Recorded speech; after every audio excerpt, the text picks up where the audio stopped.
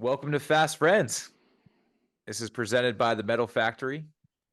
I'm your host, Dan Walsh, and we're here to talk about a podcast that centers on high performance mindset, high performance storytelling. And we're here with the very top 0.01% of the population in competition, coaching, business. And we're going to dive into our stories, our guest stories, how we got here, our journeys, and what life is like on the other side. My co-host is Justin Faber. And like I said, I'm Dan Walsh, U.S. Olympian, national team rower, Division I coach, national champion coach, exercise physiologist, and athletic trainer.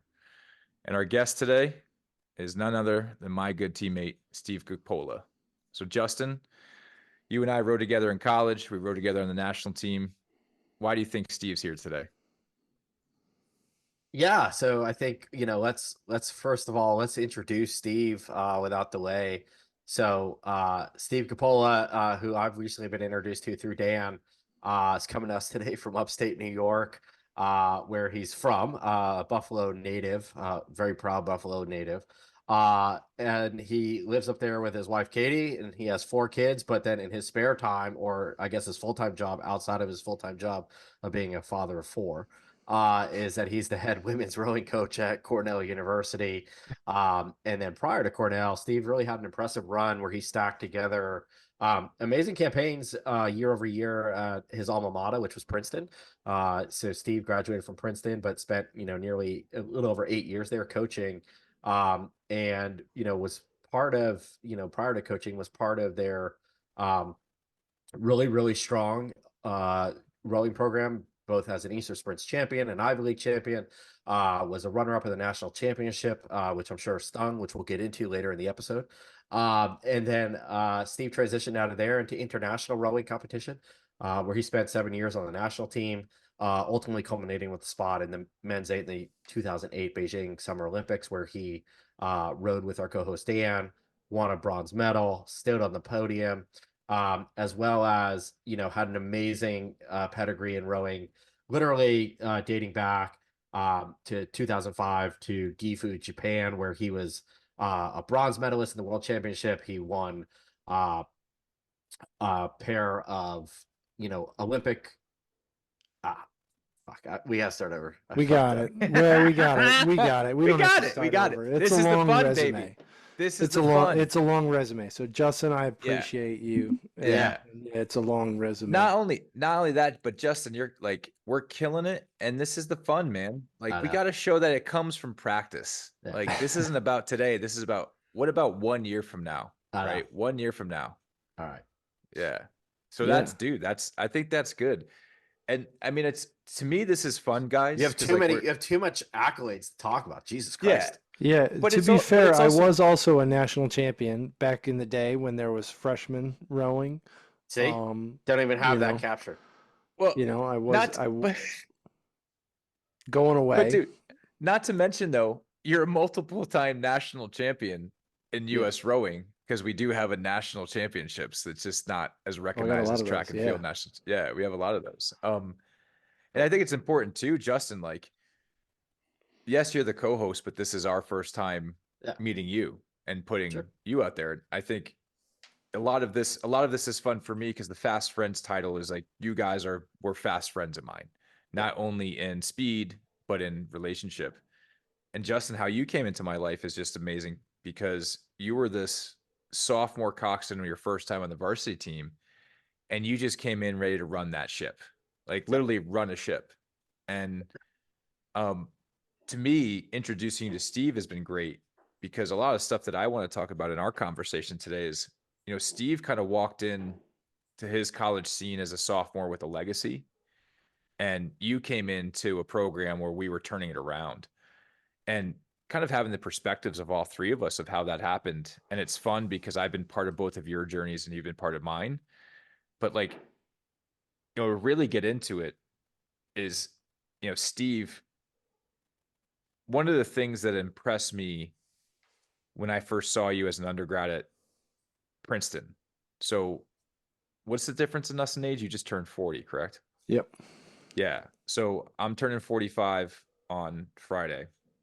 And I remember you coming into the Princeton scene because I was there before you, which is kind of interesting because you graduated in 06, correct? Yep. Yeah. So like our first boat together was you graduating from college and coming right into the national team system, but was crazy because you were already a defending world champion. Yeah. Right. Right. So like here's this young college senior just rolling in like the man to the national team. And Justin, I don't know if we told you this, but I was sculling at the time. Yeah, I did not know that. I thought you were Yeah. a sweep rower for life. Yeah. So after 04, I had to take a little hiatus from the training center because it doesn't, Mike Tatey and I were oil and water. We figured out how to work together, but he and I did not get along. And I needed a break, but I knew I needed to train. So I was sculling. And so in 05, I was in the quad and Steve was in the 8. And I watched this guy win the 8. And I'm like, damn it. Like here's this college guy. I just did my 4 years in the system. But he was a beast. He is a beast. And I think, one of the first things I'd really like to know, Steve, because as connected as you and I are, Steve and I were pair partners, like literally rode the pair through trials. We roomed together. We sat next to each other in the 8s all the time. When do you first remember the idea that you had this high performance mindset? Like how old were you? Because when I met you, it was already obvious. Like you had, like I said, you had just won worlds. So when I became your teammate and your boatmate, it was obvious to me that you had it. But what's curious to me is when did you first realize you had it? I don't know. Like I think the cop out a little bit is, I guess I was always trying to like prove that I had it, right? Like I think you know, going back to junior team days, right? Like the whole sport was me, having this sense of, I felt like the guy from Grandma's Boy when he's like doing the Dance Dance Revolution, and you finish the Dance Dance Revolution, and you're like, everyone's like, oh my God, what just happened? And he's like, what, high score? What does that mean? Did I break it? Like I felt like it was always like kind of I was just having fun for a lot of it. But like I think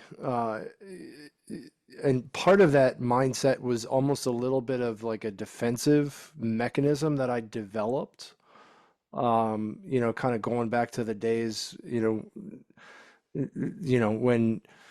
when we tried out for the junior team, it was a very different landscape. There weren't like the 12 different options.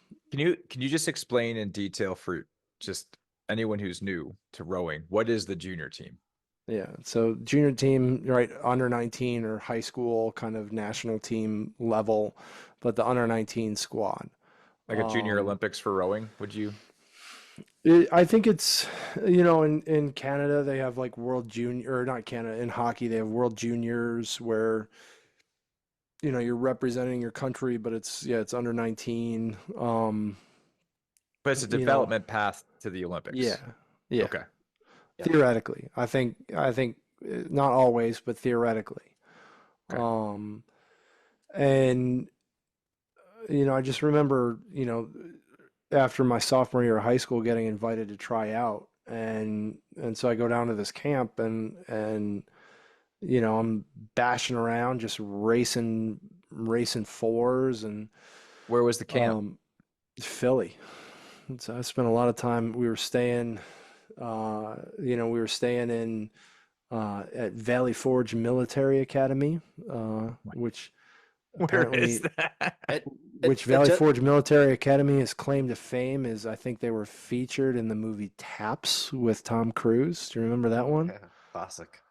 But then coincidentally, it's not in Valley Forge. It's actually in Wayne, Pennsylvania, not Valley Forge, Pennsylvania. But and then we were commuting down and rowing out of the old canoe club down there on boat on the Schuylkill there. Um, but we're just bashing around in fours, and there was a few future teammates in that group. There were guys that we all rode with. Micah Boyd was at that camp with his brother. They ended up being in the double. He was a guy Dan and I rode with on the Olympic team. Scott Galt was there, who was another guy who wound up making the four in London and coming away with a medal, 4 years later on that front. So a lot of guys were there. Quad too. So Yep. just Made the final on the quad. Just to go back though, Steve, just for the audience, I think it's important to understand, especially those that might not be really attuned to national team level rowing. So you're 15, 16 years old? Yeah, I definitely couldn't drive. Okay. At this point, like, just to give the audience a sense too, Dan mentioned, you were a beast, whatever. Like, how tall are you? What'd you weigh back then? I was probably, I was heavier then. I was, but I was probably like 6'5" at the time, 6'4" at the time. I grew a few more inches after that. Right. So, but yeah, I was big and strong. I looked like, any of those movies where like the hayseed farm boy, joins like the army or something. I looked like the or Ogre from Revenge of the Nerds. Because it's something Yeah. I'm going to come back to as far as your first world's experience where you were in the 8, you won a gold in Japan and a world championship in 2005. We're going to come back to that, but I think that there's some interesting foreshadowing here. So I have to imagine, I was a high school rower as well. For those in the audience, I was the coxswain though, so I wasn't the 6'5". I was more the 5'8". But that said, 5'6" maybe at the time. But that said, I'm assuming you're the biggest guy on your team in high school. Probably most decorated definitely. team guy on the team. Okay, Definitely. all right. So you go down this camp. Just again, we're gonna put a pin in that, but we're gonna come back to it. But so especially as it parlays into when did you know? And you were doing this dance revolution, but you're the most powerful, biggest guy on the team. Yeah. You're getting invited to special camps. You're on the path to, being, what in other sports would be considered a 5-star recruit. You're going down the right paths, right? Yeah. So as far as rowing goes, pick it back up. Sorry, I just wanted to. Yeah. We're gonna come back to that. So, I think long story short, they send every Cox 4 there to trials, and they kind of make like kind of a rank order of stuff. My boat kind of finishes towards the back of the pack, and we wind up having this discussion, and it's like, oh, like, well, maybe we want you to be the spare, blah blah blah. Eventually, I just go home and end up, racing for my home club for the summer. I'm kind of like, okay, like I really want to do that again. I think I can make it next time. I managed to get myself invited back for the next summer, and here's me coming back in, showing up thinking, okay, I know the drill, I know the guys, I know the returners, right? Like, I know some of the coaches, and I get cut pretty quick. They wind up cutting me, in rowing. There's this like midsummer race in England that a lot of schools will do as kind of like a cherry on top for a good season.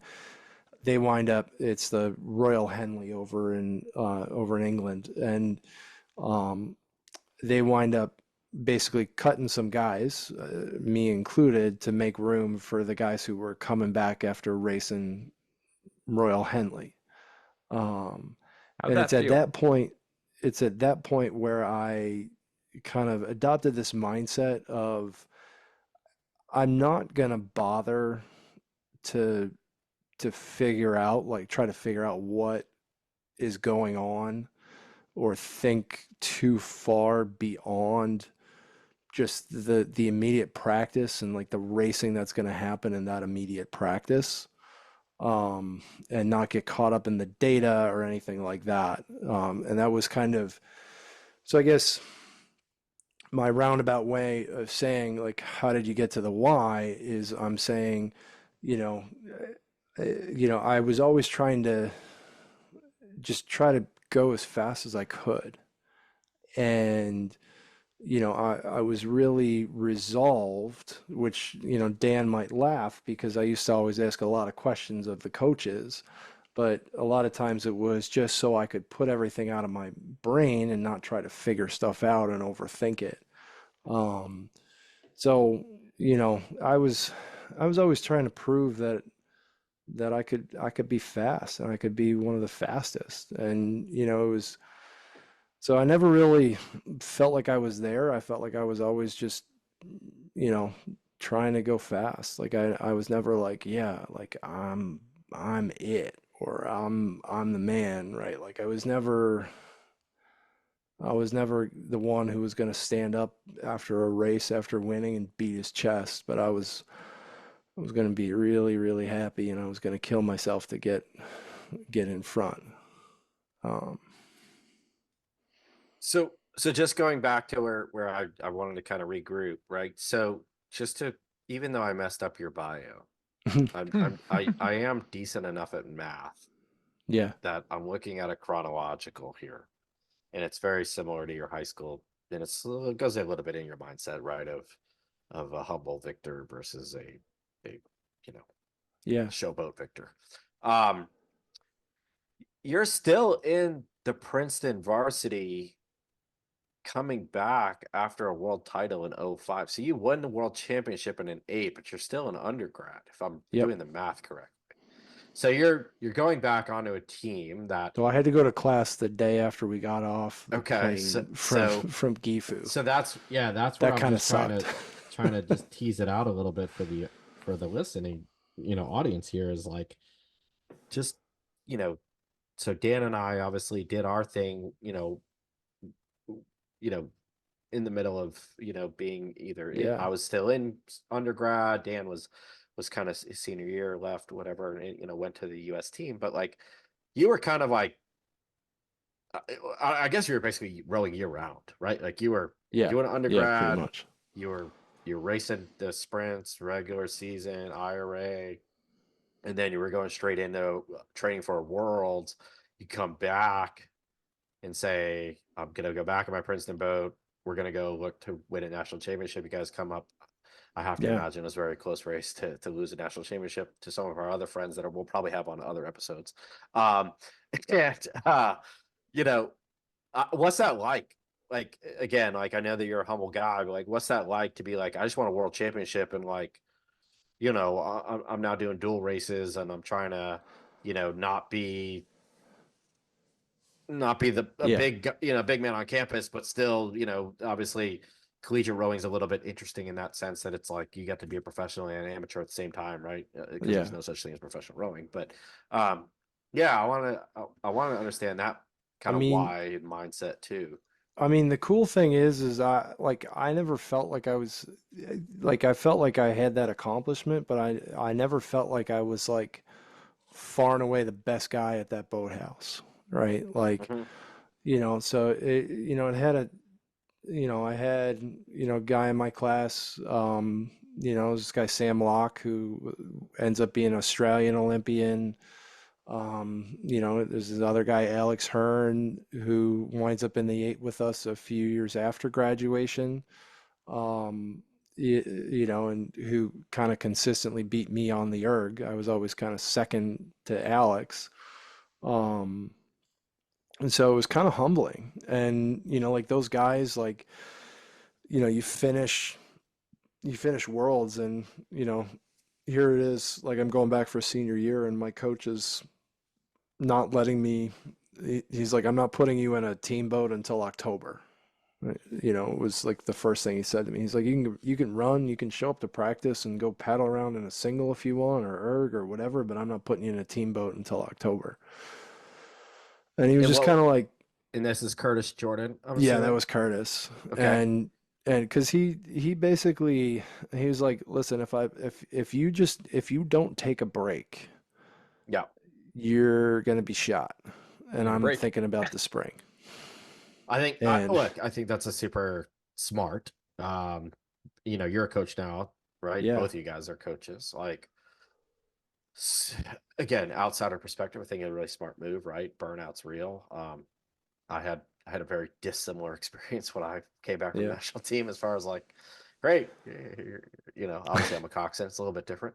But that said, yeah, I think you like, I think it's a good segue for us to talk a little bit about, the grind yeah, and like, what's Yeah. that like, right? Like, if I'm doing the math again, like, might have botched the intro, but not going to botch the number crunching.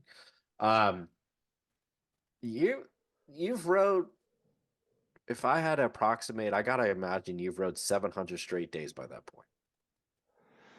it was a lot, and I really didn't take off, But again, There's I'm no like, off. gathering There's that. no I'm off. gathering But that. you know yeah, that, Justin. There's no off I know season. that. I know Yeah, that. there's yeah, zero But I'm off just season. again, I'm just trying to get into Yeah. like that grind of, okay, you're rowing at an incredibly high level, and again, like some of yeah. these, I mean, at the time I was young, I felt I know, invincible, of right? course. Like I felt invincible. But I also had, guys that like for whatever reason were really good about keeping me humble, Hmm. right? Like I had like those guys I mentioned, at one point they were like, "Hey, are you with us? Like we're about to have a special season Hmm. and we need you. Like are you with us or are you thinking about rowing on the national team right now?" Right? And like I wound up like, you know, having, crying beer tears with Sam Locke over, we almost got in a fight, but then we're like kind of hugging it out in the, basement of a bar, that winter, basically being like, dude, we're doing this. We're going for it.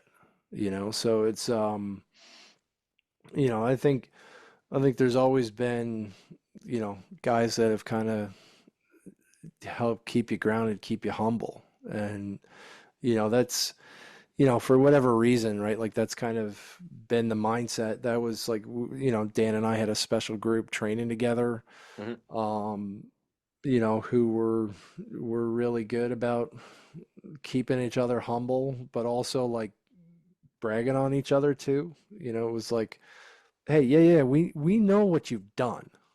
We were there, but what have you done today? Yeah. Right? Yeah. But in a friendly way, not like in a, like, let's deflate the balloon a little bit, not like, punch down, but let's just deflate the balloon a little bit. Well, I think that's interesting too. Like Justin, you bring up a good point, especially about the grind. Is Princeton Princeton was a good place to train. That Yeah. lake itself, Lake Carnegie, which I think is interesting because Steve, you know the lower better than I do, but Andrew Carnegie was offered like, do you want a med school or a lake for the rowing team? And they Law were like, school. well, law Lake school, or a law school. lake or law school. And he's like, they're like, we'll take a lake. So Carnegie dredges this lake for rowing. Um, Princeton beat us at sprints our senior year, Yep. and I think that was kind of the beginning of the legacy that you inherited. Hmm. And I think the interesting part, because Justin, you're hitting on something really good with the grind, and Steve, you're hitting something with the talent that are in these top schools, is Sam was an Olympian. The Princeton boat that beat us had Paul Tatey and Tom Yeah. Hirschmiller coming back from the 2000 Olympics. Our boat that got third at sprints, Justin, had myself that became an Olympian. Chris Jarvis became an Olympian. Chris Jarvis became an Olympian. U23 gold medalists. So I think like, and again, this is for our audience, whether they're rowers or non-rowers or people that just want to see what it's like to be in an environment where almost everybody's a killer day in, day out. Everybody's a killer. Is that, ultimately can't wait to have him join the three of us, Luke Walton, who didn't lose a race in college, and one of his boats was all 9 of those people, I think, became or already were Olympians. So you're racing against Olympians and world champions at the best level in college. And I think that's probably similar to maybe the NFL or the NBA in a way, except for the fact that everybody is becoming a senior and going at it. Like, I think when you're really talented in the pro sports, you leave. Like Carmelo Anthony left his sophomore year. Kobe didn't even go. Football, you have to play 2 years, 3 years before you could technically go. Yeah, I don't know if it's still the case, because I'm like, coaching women, I'm kind of out of touch with it a little bit, but I felt like our era was very much like the Eastern Sprints League was equivalent to like the rowing equivalent to like the SEC in terms of you gotta get rid of those dumb thumbs. Sorry, whatever. No, I would agree with that. I think it's a good analogy. I think it's SEC football. I think it's ACC basketball. It's, again, I think it goes back to what we started with at the top of the show. It's you're amongst the 0.01% of the fastest rowers on the, you could argue on the planet, but certainly within the United States. For that window of time, right? I think that the competition is, I think, like for recency bias, I think what were the top 3 boats in these Eastern Championship were within 2 seconds, 3 seconds. Yeah. So, which, 3 seconds is a lot, but I mean, if you look at an Olympic final, I don't even think it's that close for the top 3, 4 or 5 boats.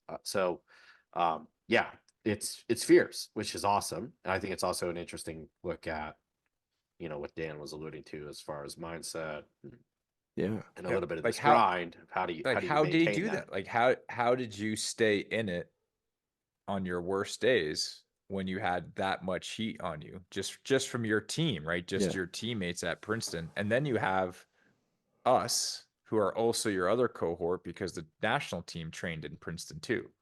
So you, especially, like, because I remember going back to Northeastern for my first national senior team, and I didn't have that same type of depth that you did, but also just like the reminder of all of us are just breathing down your neck to be like, back in college, huh? College boy. Like, so you had this really cool experience where you really are sandwiched between 2 pressure cookers. Yeah. Yeah. And I think it's important, like I want to point out, like, it wasn't like there wasn't just like a walk into greatness, right? Like, I think some people, like, like when we, as far as like legacy goes, right?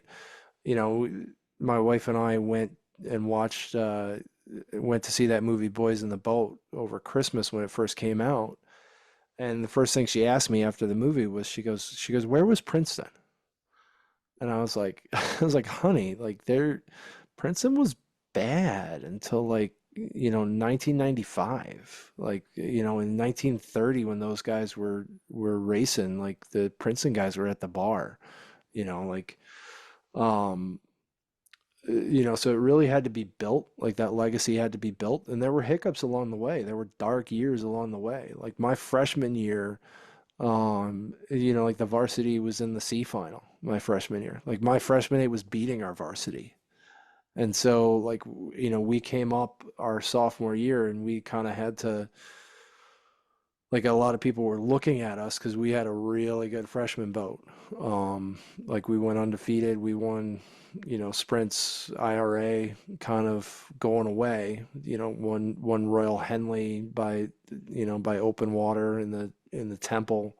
And so a lot of people were looking at us to, like, reinvigorate things. And there were some really good guys there too that were kind of like, I was like, all right, like, well, I'm just going to try to see if I can get in front of this guy. You do a lot of screen watching. And, I think the important thing with all of that, like, I think if you're focused on anything other than doing your best and showing up at your best, like you're missing out. Like I mean, what's like the cliche? Like you gotta have like the mindset of a goldfish, right? You gotta have a short memory. Um, I remember one of the first days. So talking about 2006, like I graduate, walk off the podium, and then jump into selection instead of going with my crew over to Henley, jump in. I have this like idea that I need to go right back in the mix so I can try to defend my world title instead of going with the boys to Henley. And on that side, if I had been in the boat, they would have had to race in a higher category because I was a world champion. So I think me not being in there allowed them to row in like the collegiate category and win that, and instead of going up against some national teams and in the having to row in the Grand Challenge. But like I remember one day racing in the pairs, and I was in this pair with with this guy Bo Hoopman that we rode with, who's now the head coach at Wisconsin. And I remember we were doing 1500s, and here I'm just trying to go fast, and we were, we like the day before we'd done some 250s, and we were like kind of blowing everyone out, and then the next day we go do these 1500s, and we're kind of getting dropped, and we're coming to the last 500, and I go, all right, Bo, let's go. And Bo literally, like, we're in last in our flight, and Bo literally like turns around and almost stops rowing and goes, "Go where, Steve?" And oh man. And Surly Bo, who he and I won a world championship the year before together, and then he's in the 8 with us in over in Eaton, and we finished the piece, and I was like, Bo, like, we got to go as fast as we can. Doesn't matter if we're last, and Bo's just like, I was very frustrated, Steve. And I was like, all right, well, let's just turn around and do it again. Also for context, right? Like you and Bo wrote one in 05 together, but Bo also, this is the other unique thing I think about the national team as well, is like Bo started rowing in 1998 or 1999, and then set a world record and became an Olympic gold medalist in 2004. So like not only is he I your also teammate, started rowing in 1999. Yeah. So like if you think about that person,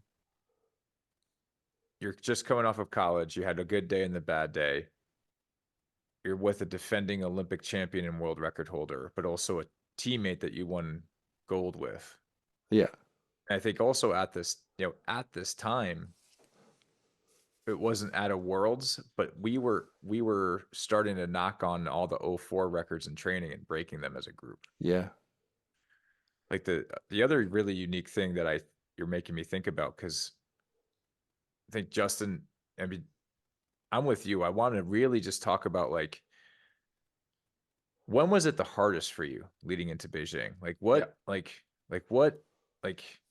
whether you could say a dark moment, or you can say like what was it? What was it like? When did you feel like you might have wanted to quit, and what got you out of that? Yeah, and I'd say on that, Steve, like the question that is burning for me is like, you had a really successful high school career. Again, like the audience isn't gonna know you the way that Dan does, or I've obviously gotten to know you a little bit. Of like, you had a lot of success at Princeton. You won a lot of big races, like pretty quickly. Freshman year, obviously, you're bouncing back and forth between the national team where you're winning world championships, you're racing at Henley, or you're these are all like Mount Rushmore type rowing events for, again, the 99% of the people that ever touch an oar. They're not stacking all of these regattas on their resume. especially with the results at that speed. So yeah, I think that it's really important, I think, for the audience. And my burning question also is along Dan's of like, that is not an easy road. I don't care who you are. Yeah. Like, you can have a humble attitude. You could be an amazing, erg scorer. You could be a really strong guy. But like, to Dan's point, like, and it's what I alluded to earlier, like, you had to get out of bed 700 straight days plus, right? And go fast.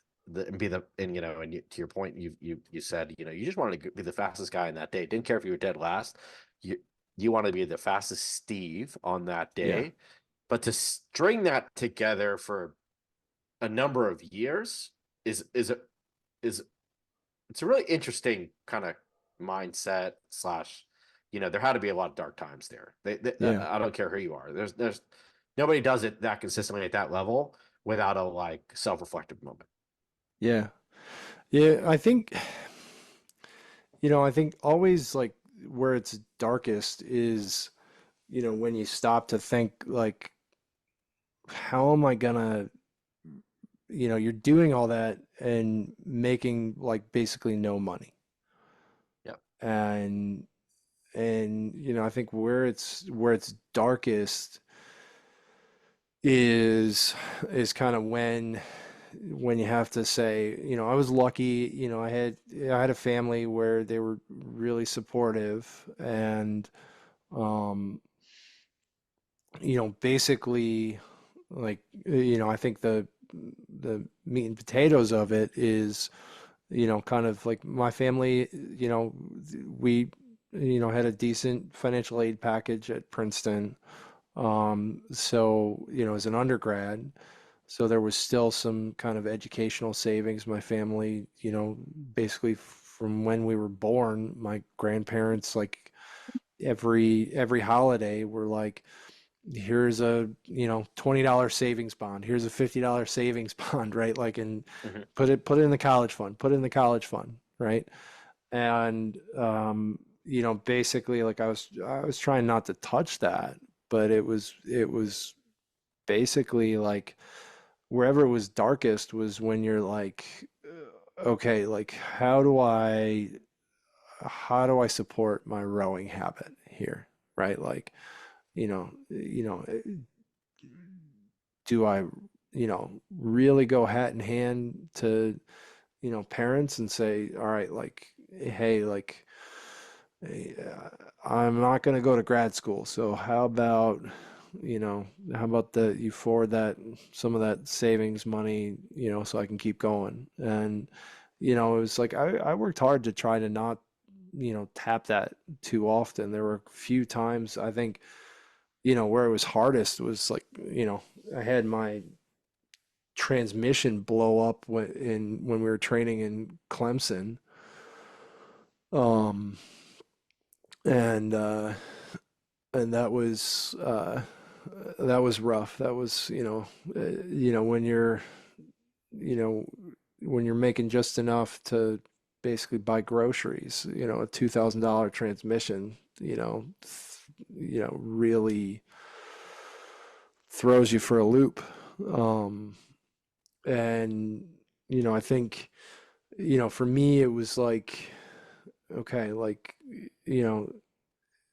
if I ask again for help, at what point are they going to be like, hey, like, so how about like getting a job, right? Like, and it's, you develop those like kind of coping mechanisms where it's like, and I've watched others struggle with it too, where it's like, if you stop to think about all of those negative pressures on, like, you gotta, I have a, I met my wife in, '07, and, when we were, or, oh, yeah, '07, when we were out training in San Diego. She was, training for canoe kayak, and, met in the cafeteria, and sparks flew. But you start to say, there's all these things where, I was lucky she was also trying to go to the Olympics, so there wasn't really time to say, hey, what about family, us, all that stuff. But, there's the money pressures, there's you're putting career life on hold, you're putting everything on hold. And I could feel like, if you pull back the curtain a little bit, if you stop to think about all of those like kind of future pressures, that it'd be like kind of, turning on the tap, in a bathtub where it just would just flood out. And, every once in a while, I'd kind of pull it back and, give myself space to think a little bit about that. And I'd be like, "Whoa, this is going to send me to a dark place," right? Like, and just have to say, "All right, we're going to put it away for a little bit longer." Um, and honestly, like I think that's where, like, if I could guess, like I think that's where, um, it's hardest for anyone who's training at that level in any sport, where like you basically are like kind of so in the moment, so present, and you're putting off so much that like when it stops, sometimes there's just like this crush of, dude, there's a lot you haven't done, and that you didn't take care of. So if I could, I mean, it's an incredibly insightful look behind the curtain, as you put it. Yeah. Is that in your head at that time, right? And so a couple of questions. One is like, yes or no, did you have those conversations with your family or what Yeah. have you, of like, hey, my tranny just blew on the side of the road in South Carolina, and I gotta get back to New Jersey. Like, Yeah. there's that, but then there's also, my question would be, is that reality a motivator or a fear driver, in one and the same, right? So is it a Yeah. motivator in like, I'm doing this for a bigger purpose, and there is a light at the end of the tunnel that I just got to keep pulling hard every day to move the boat? And then, or is it more of a fear tactic of, I've come this far, I can't let it fail. I can't let it slip Yeah. through my hands. I can't lose the seat race. I have that reflection back to, being in the boat with Bo and saying, I'm going to lose this heat, but I'm going to go as fast as we possibly can to lose a heat.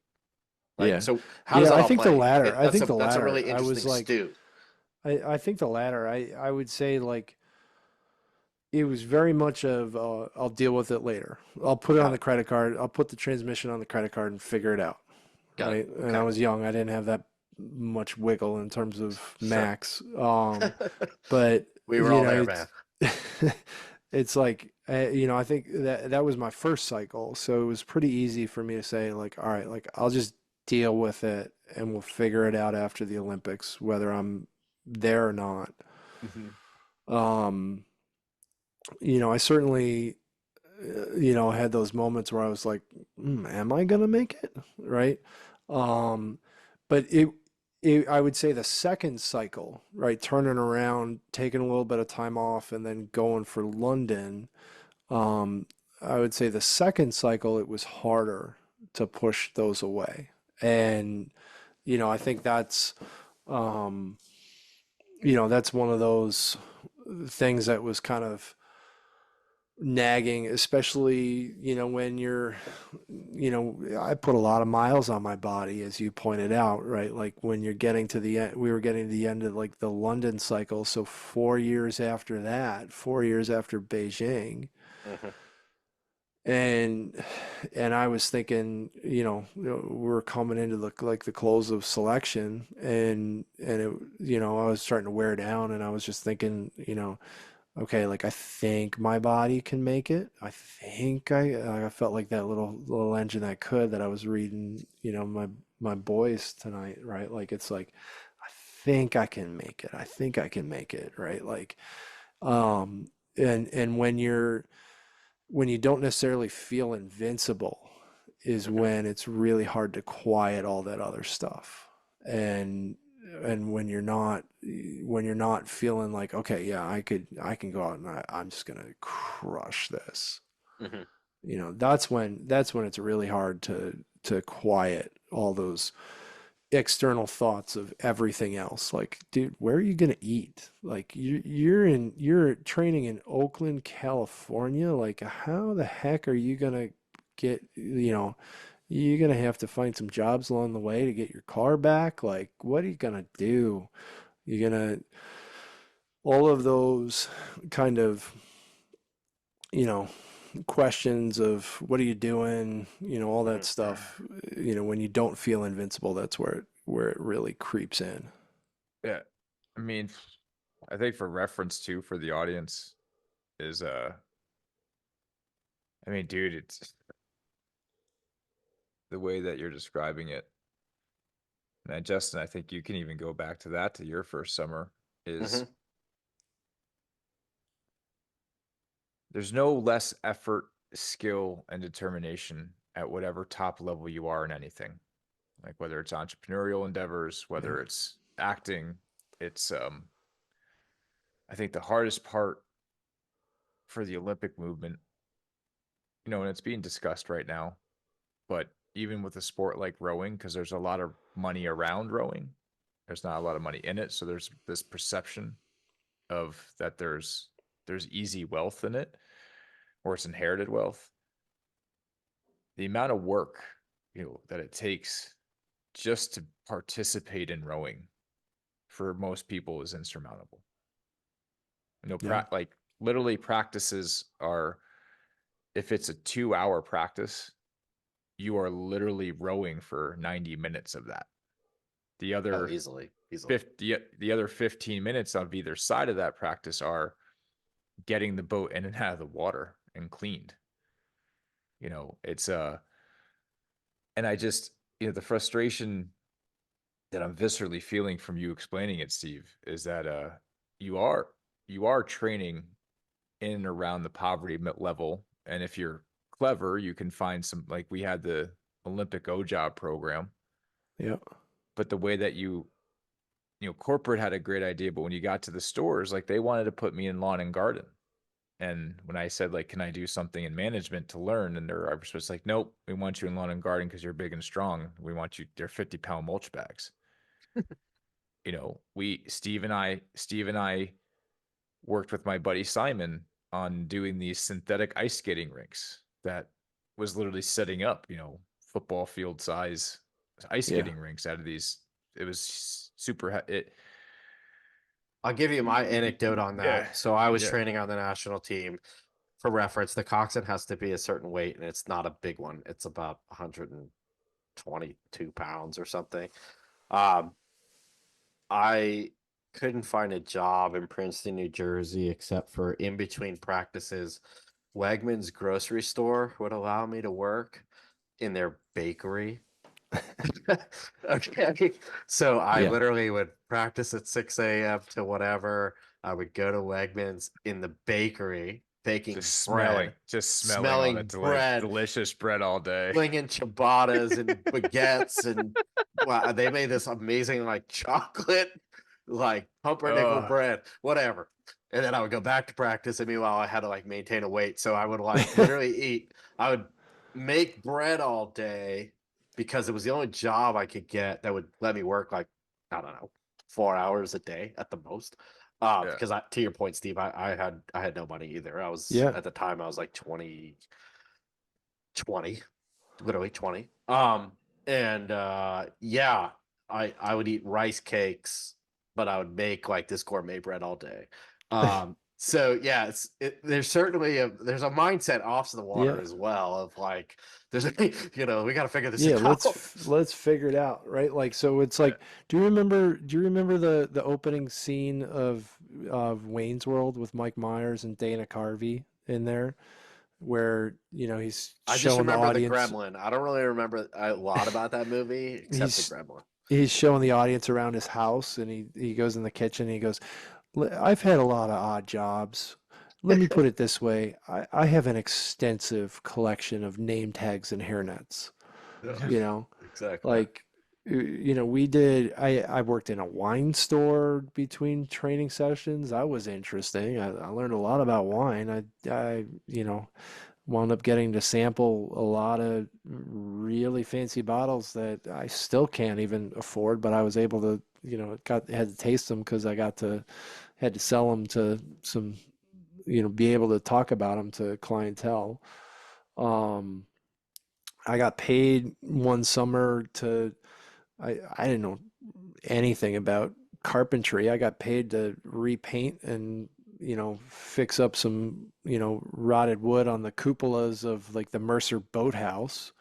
Um, so I was walking around on the roof of the Mercer boathouse. It's great I, for Olympic hopeful. yeah, yeah, I Job was security, very by the safe way. Yeah. on the ladder, Job right? security there. Yeah, I mean, again, like you think about pro sports, right? Yep. And you could make a living, and you know you can easily spend money when you make money. So I know yeah, it's not the answer to anything, and especially I kind of go back to I use NFL and basketball because based guys our size and with our athletic ability usually dabbled in one of those two sports, hmm and most of the time I think something didn't click either. It's just you didn't have the speed, like the raw speed to do it. Or like for me, when I played football, I loved practice. I didn't like the games because I hated sitting out for half the game, whether it was defensive ball. Like that was my mindset. And I found a lot of times, like through our process, Steve, is like I just be like, ugh, I wonder what would have happened if I put all this effort and all this training and all this time into something where when I was off the field or I was off the field. And for us, it was, you're training 3 times a day and you're doing these manual labor jobs. yeah, We like Justin, we would load the container of our boats to go to Worlds. We didn't Mhm. have someone do it for us. Like I drove the trailer cross country because I couldn't afford and US Rowing wasn't going to pay for my flight.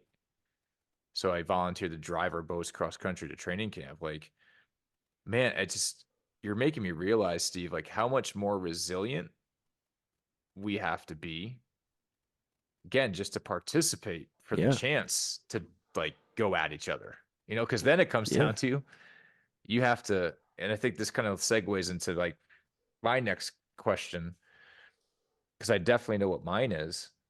And like what I think I know what it is, but I want to hear it from you is like what was your edge? Like what like because at a certain point, it could come down to you and your best friend. Yeah. And you need that edge, right? You need that edge in this very homogenous group.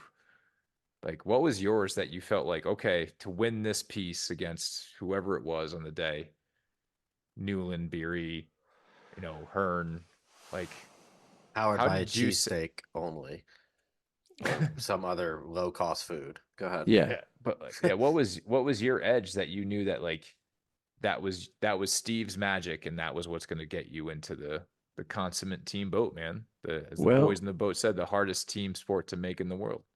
yeah. No, like I think um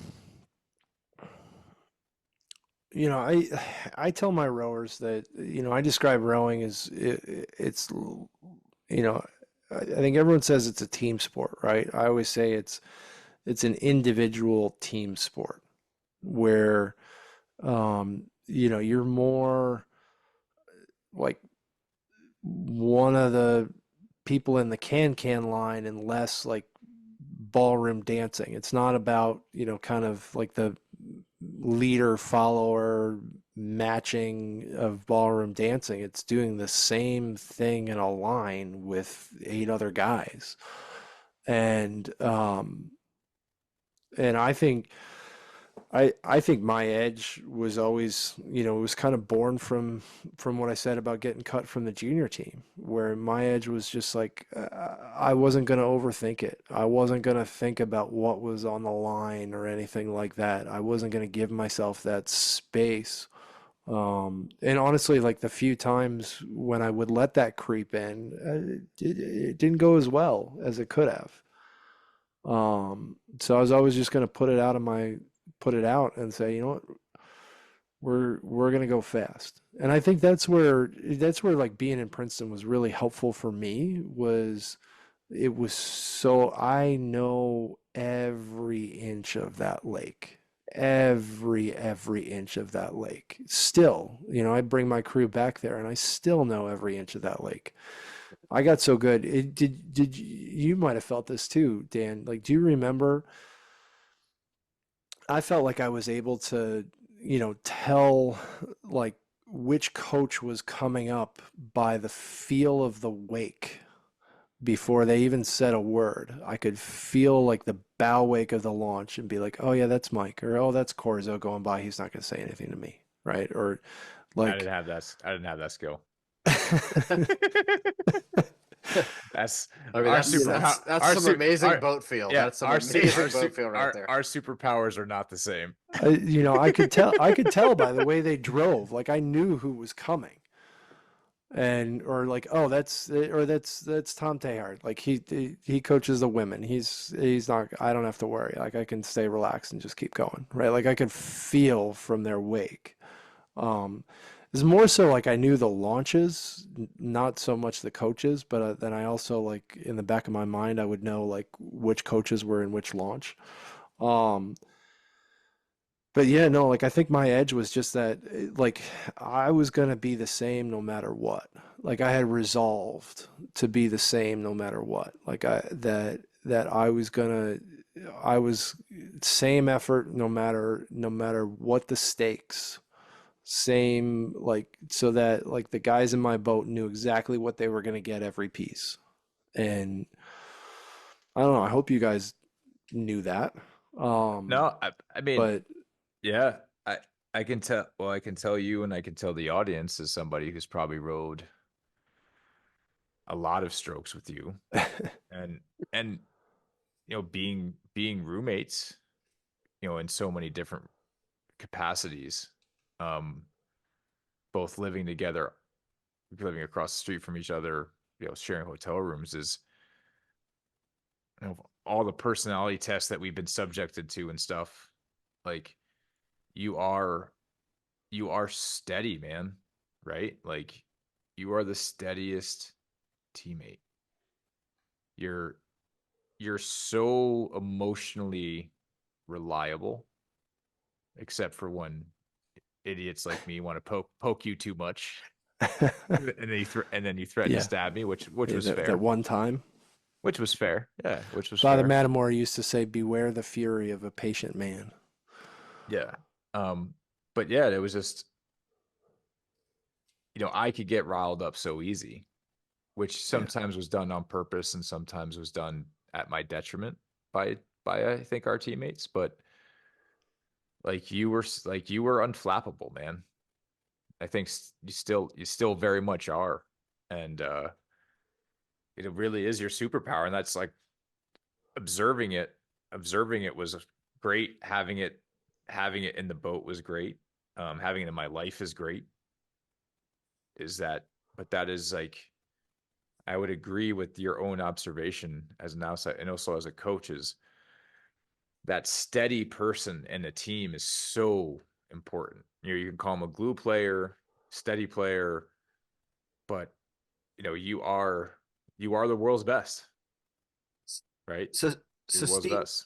Steve, is that for you a conscious decision, or is that just a subconscious I think it's both. way of being, right? Yeah. No, I think consistency is really important. No. I think there's a lot of people that work really hard to be consistent, and that's like in their professional life, personal lives, athletic life, whatever it may be, right? Like a role player, or that's not to diminish it, but whatever it may be, like, is that a conscious decision for you of like, we talked about you got some mileage on your body, right? Like it's harder to maintain that consistency. So is that a conscious decision, or is that a subconscious, like, just way of Well, being? I would say Where did that switch mentally for you?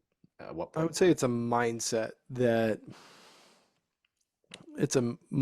I'm conscientious of and kind of lean into at times, right? I mean, there's plenty of times where I've looked around the room and been like, okay, like I gotta be the steady one, Mhm. right? Um, like I can't, there's plenty of times where you're like, I can't be the one to like kind of lose it.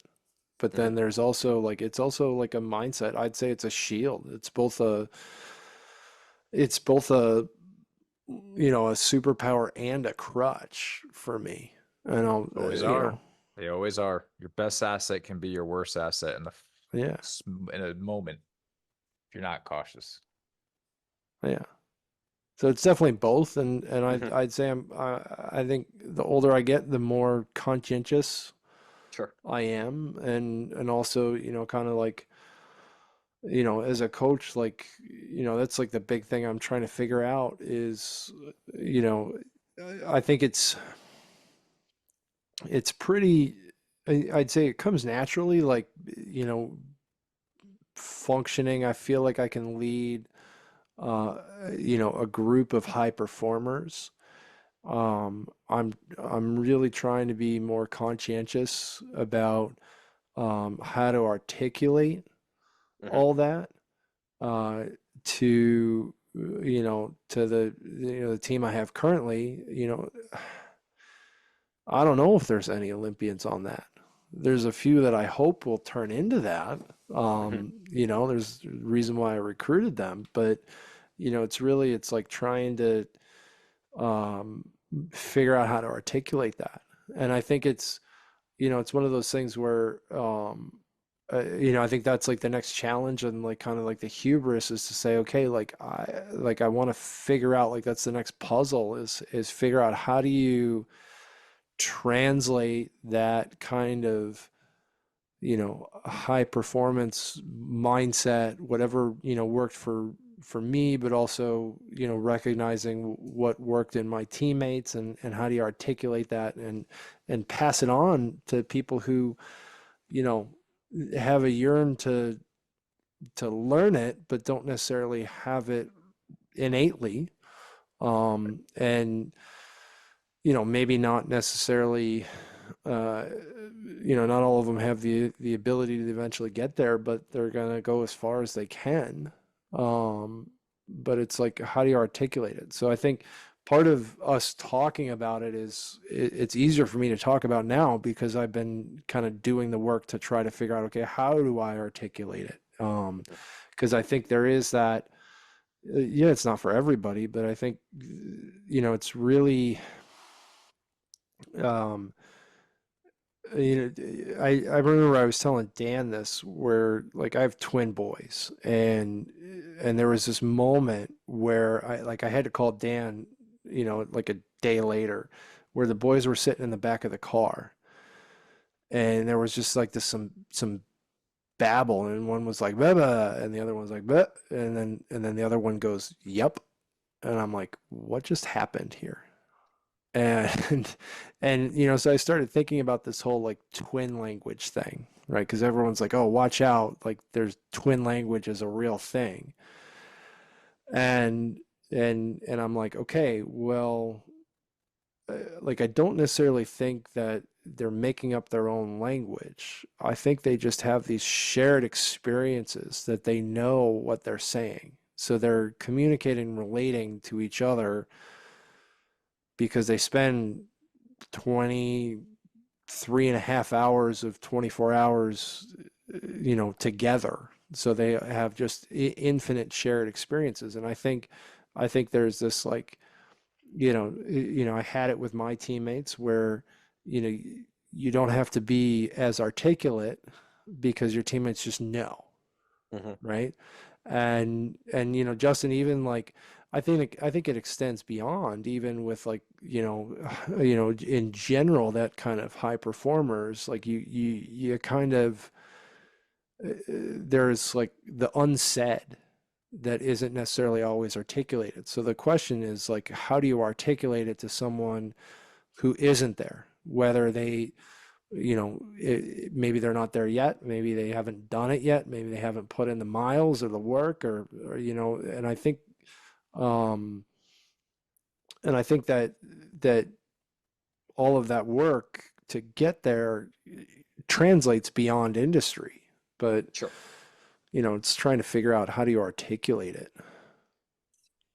Well, you just, man, here's one for all three of us. Yeah. See what happens when you don't talk and you let me roll? Easy there, buddy. Easy. Easy. Well, I don't mean it depends on Justin who's interviewed next, Justin or me on the next episode. But you know, I'm very lucky in that I got to row with both of you. And I don't know if you guys are lucky that you got to row with me. It's to be determined. No, most days. Yeah. Justin, this is kind of like, this is for you, but going off of Steve's thread is, as the coxswain, especially, you know, in an 8, one, you're kind of facing everybody. 2, you're kind of forced into this leadership position, which is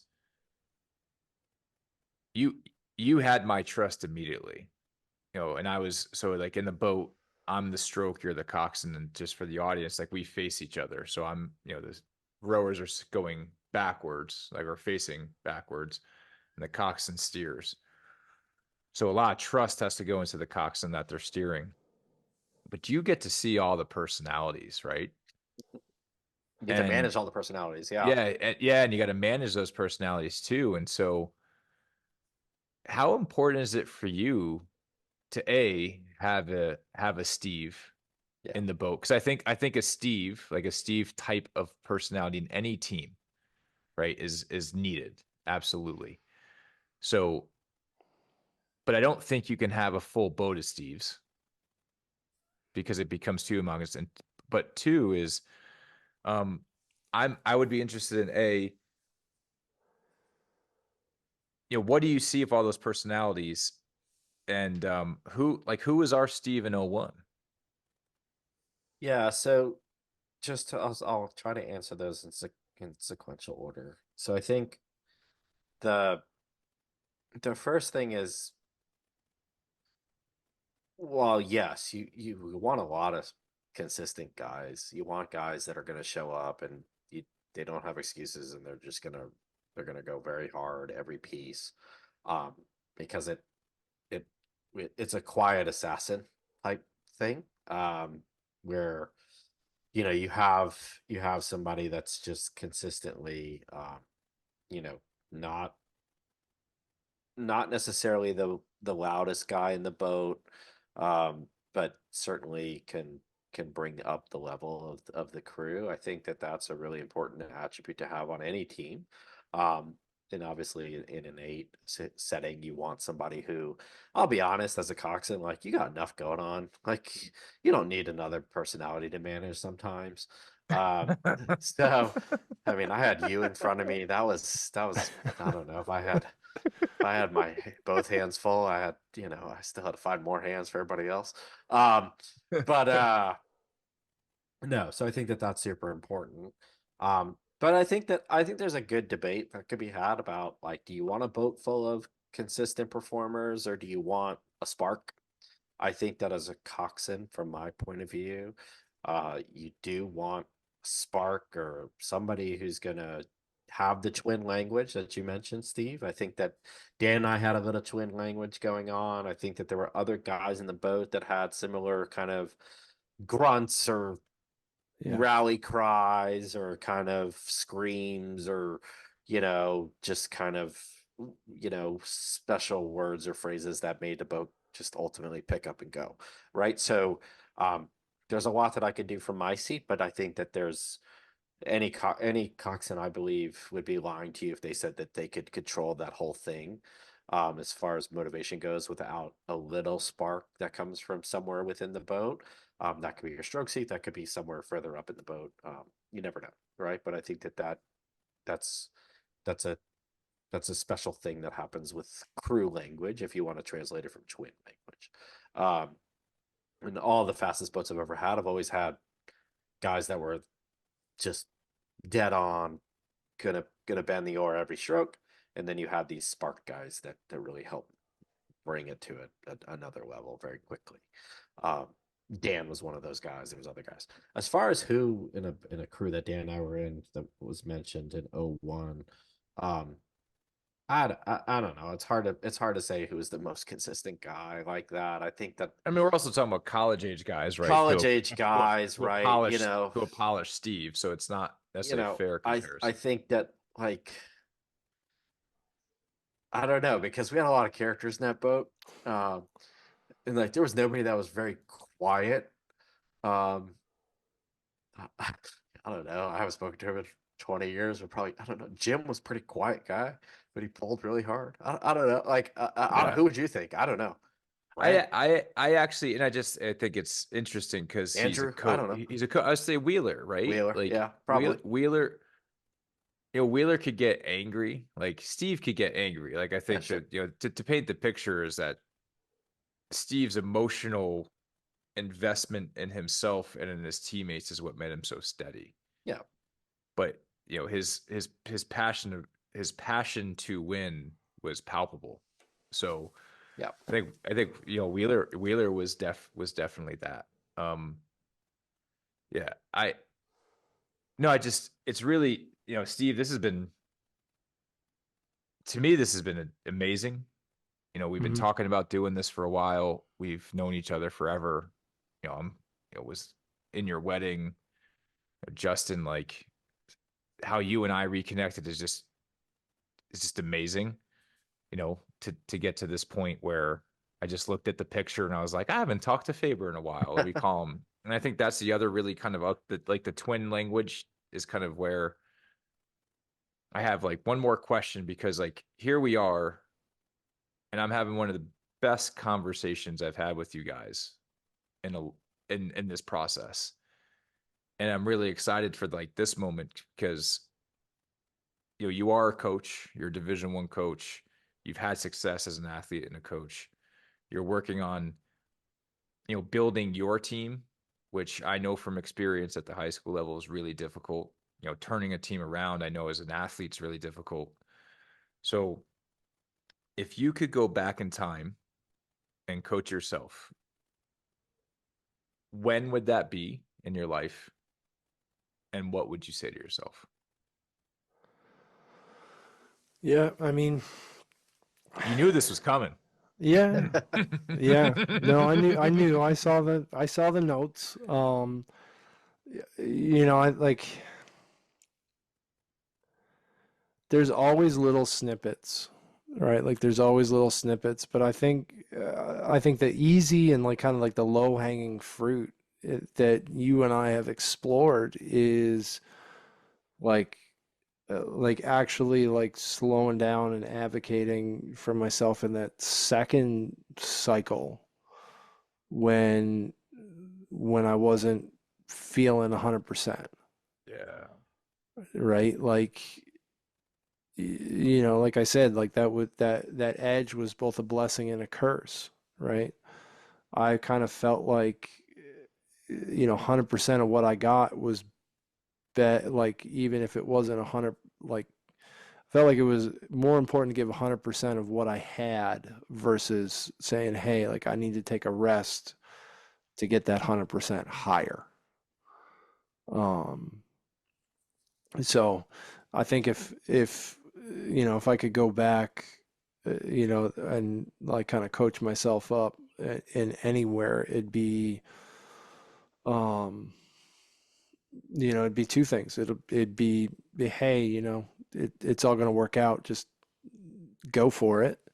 Because there were definitely like when I wasn't, like I said, when I wasn't feeling 100%, that's when all the other stressors kind of creep in. And then it's just, hey man, like, now knowing now, like how quickly just like kind of taking a time out can recharge you. It's like, dude, like take a time out, recharge. Like I think that's the big thing. But it's like, it's not, you know, what did Bo used to say, right? He'd say, and I'll color the language because I'm not, or I'll censor the language a little bit because I'm not sure where we're going to post it. But Bo would say, he'd say, don't be a hero. Don't be a wuss either, but don't be a hero. And, I think that, so it's like take a breath, realize like, you're not being soft, but then also don't be soft. It's hard. It's a hard headspace to be in. Oh man. It's a hard headspace to be in. Yeah. It's a hard headspace to be in. Yeah, if I could play like a Biff Tanner and go back and, knock on my head and say, "Hello, McFly." Like I think that's that's what I would do. Yeah. So boss man, you put this together, baby. You're the magic man favor. Yeah. Finish it out. Yeah, so I'd say just go. I want to finish up on that question though. Like, would you change anything from that perspective, as far as, okay, give yourself a break. Don't be too hard on yourself. Don't overthink it. Don't be a hero. But Dude, the number one thing I would you tell change myself is anything? like you don't have to max out on trap bar deadlifts. Fair enough. But is there anything? But yes, you do. Yeah, As you far do. as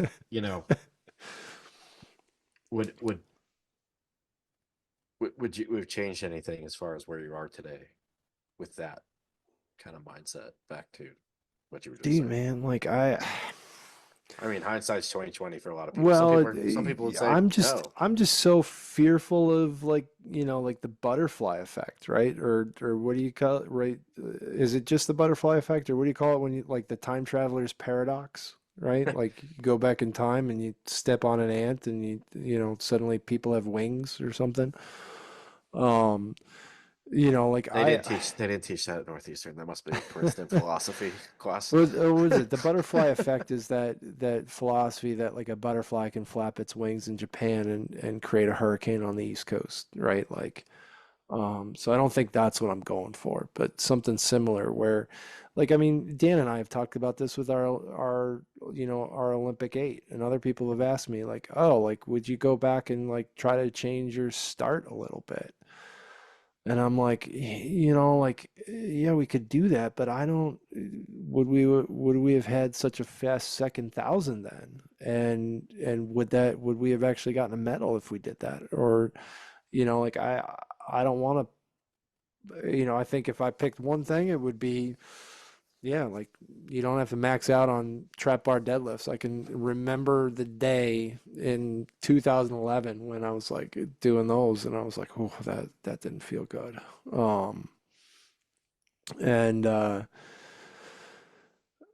And I think it took too long for me to recover there. But outside of that, like I'd be so fearful. I mean, like to be in a spot where, I got 4 kids and each of them are awesome, and, all of those formative experiences along the way. Like you go back and change one thing, I'd be so afraid that I would change everything I got now. Fair enough. All righty. Steve Coppola. Yeah. Thank you for indulging us on the first episode of Fast Friends on Mettle Factory Productions here.